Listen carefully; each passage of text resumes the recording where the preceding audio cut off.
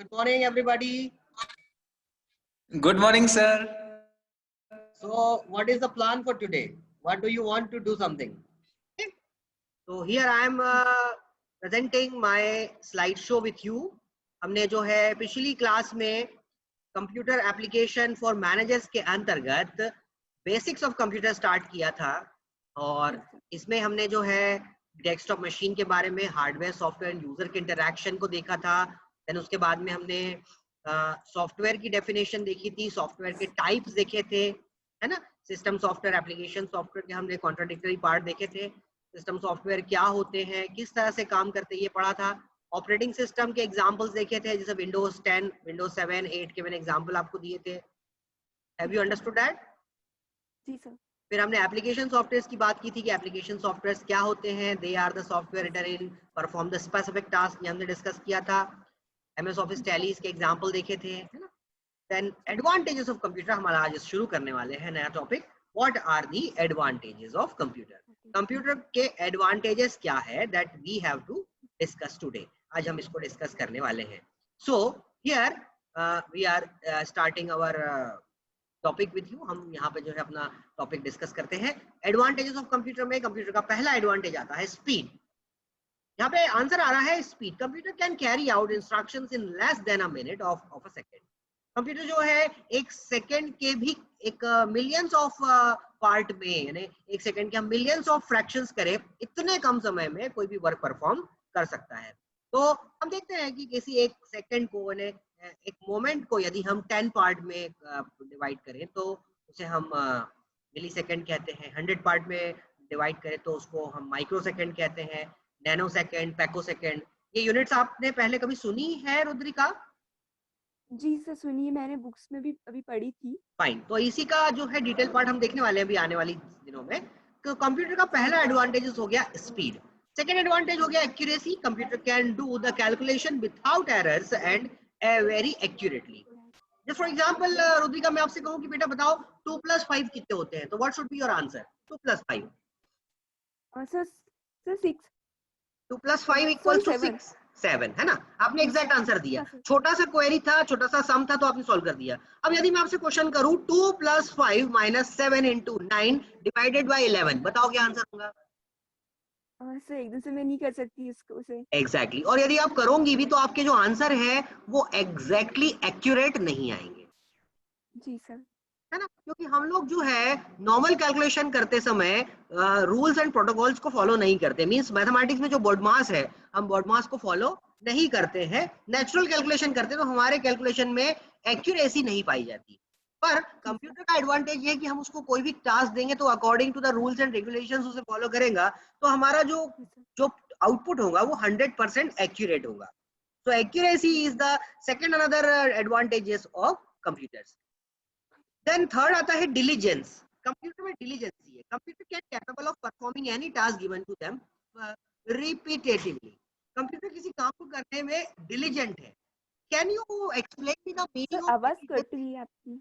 Now can you hear me clear? Sir voice proper नहीं आ रही है। वॉइस प्रॉपर नहीं आ रही है। Okay, I am adjusting my mic with you. Now can you hear me properly now? Yes sir. Okay, so can you explain me the meaning of diligence? Why we call a person diligent?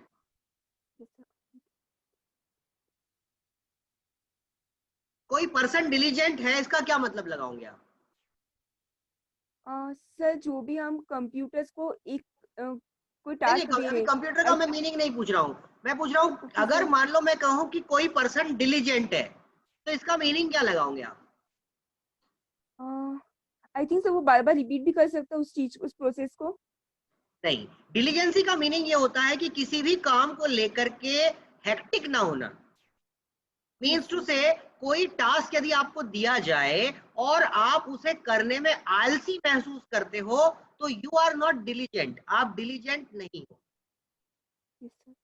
Diligent person वो होता है जो किसी भी task को perform करने में हमेशा एक्टिव रहता है, उसको हम क्या कहते हैं? Diligent person. और अच्छे से एक्सप्लेन करूं, मान लो आप बहुत हैप्पी मूड में हो और मैं आपको ये कहूं कि आप गाना गाओ, एक टास्क है आपका, तो definitely you are in happy mood, आप गाना गा दोगे। जी सर। बट यदि आपका मूड खराब है, आपके पापा से आपको बहुत डांट पड़ी है, या फिर आपका कोई फ्रेंड जो है वो बहुत बीमार है, एडमिट है, आप बहुत सैड यस मूड में हो, और मैं आपसे कहूँ कि चलो रुद्री का गाना गाओ मेरे लिए, can you sing a sir. Song that in that time? No sir. नहीं, और गाओगे भी तो आपका परफॉर्मेंस जो है वो बहुत अच्छा नहीं होगा। Is it? Yes sir. हाँ sir. Yes.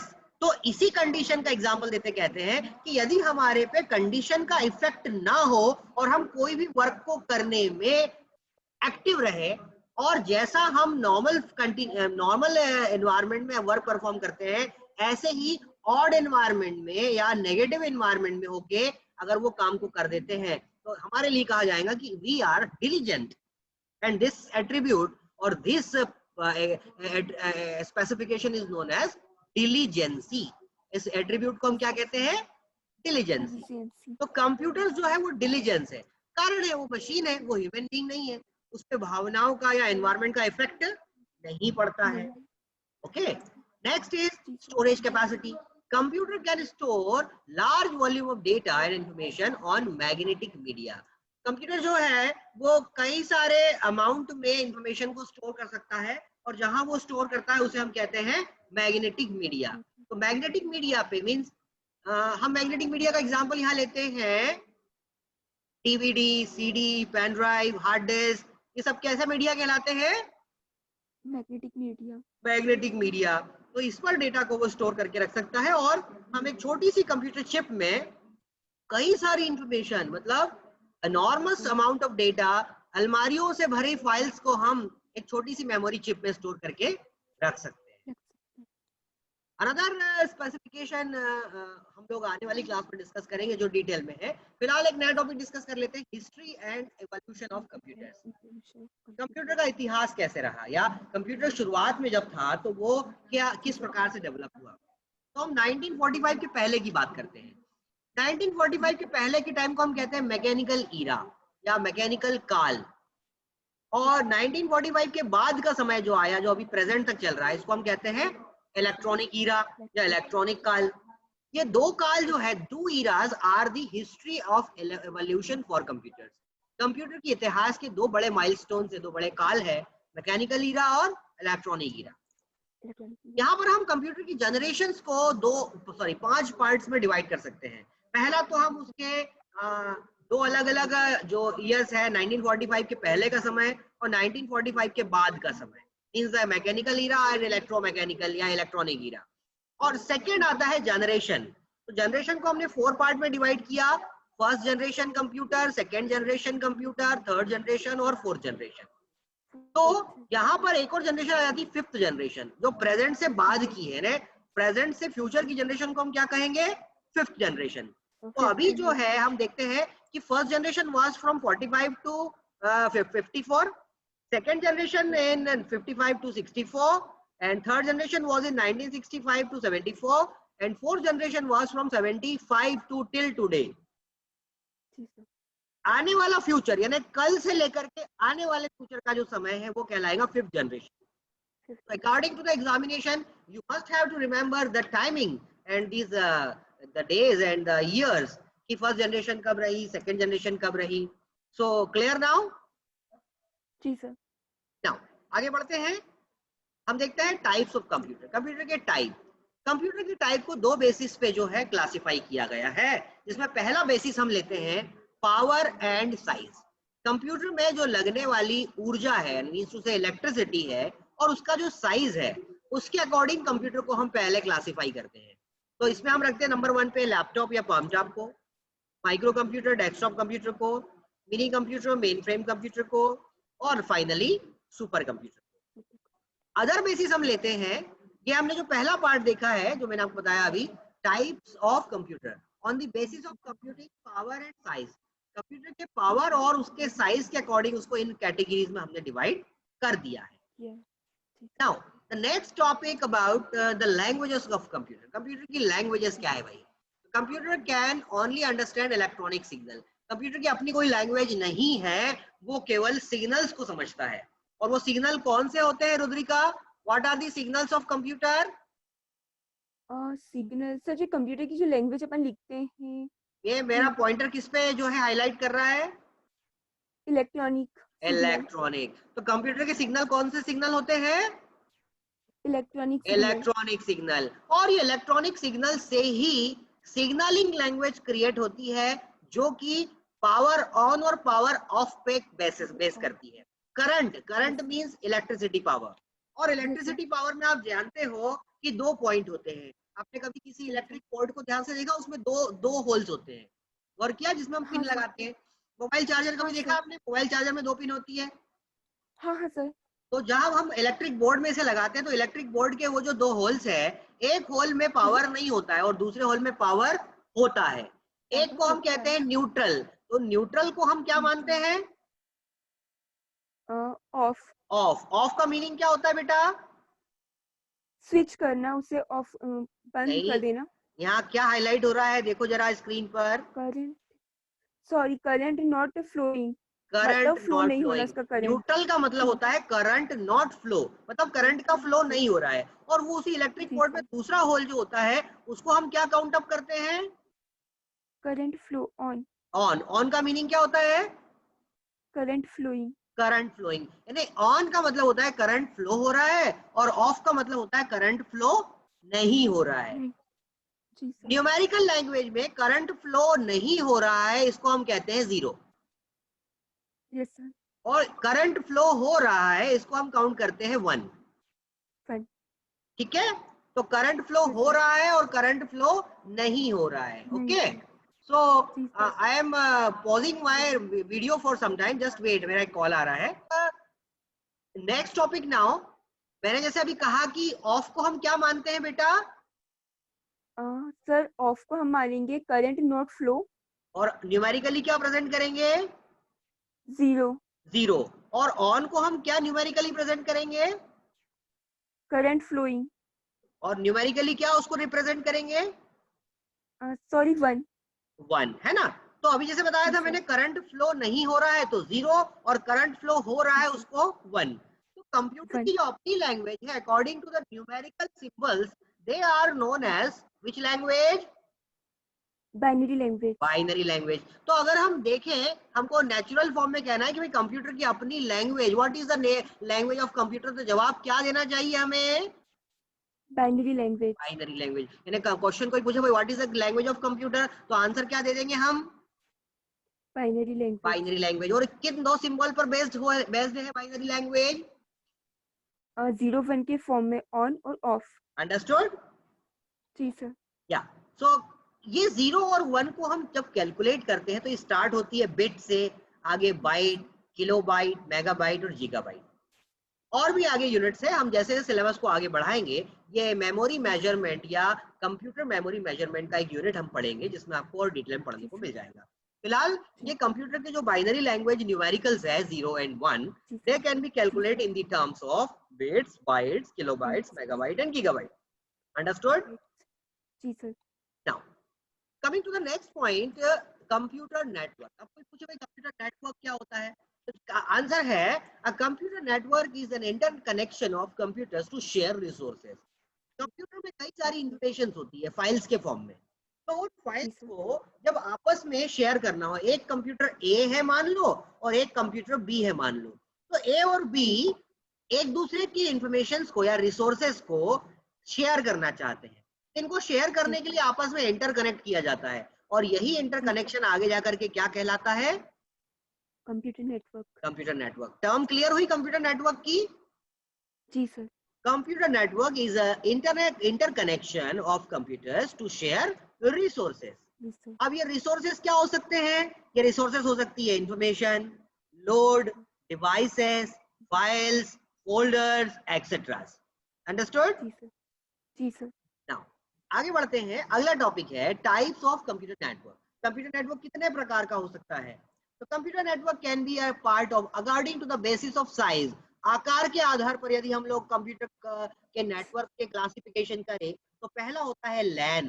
LAN means local area network. It is a network of computers locally in a room और अ बिल्डिंग। कभी आपने लैन या लोकल एरिया नेटवर्क शब्द सुना रुद्रिका? सर, सुना है पर लेकिन डिटेल में पढ़ा नहीं है मैंने। हाँ, तो यहाँ पे क्लियर हो रहा है। लैन का फुल फॉर्म क्या लगाएंगे बेटा अपन? Local area network. Local area network, मान लो किसी बिल्डिंग में या रूम में, आप अपने रूम को इमेजिन करो, आपके घर के इमेजिन करो, पापा का, मम्मी का, भैया का, सिस्टर का, दीदी का, ये सबके रूम अलग अलग है और प्रत्येक के रूम में एक एक कंप्यूटर रखा है, राइट? जी सर, जी और सर। वो सारे कंप्यूटर की इंफॉर्मेशन आपस में एक दूसरे से शेयर करना चाहते हैं, तो वो आपके घर के सारे कंप्यूटर को यदि सब जोड़ दिया जाए आपस में, तो वहां का जो लोकल एरिया नेटवर्क कहलाएगा, मतलब वो कंप्यूटर का नेटवर्क आपस में क्या कहलाएगा? Local area network. लोग, अंडरस्टूड?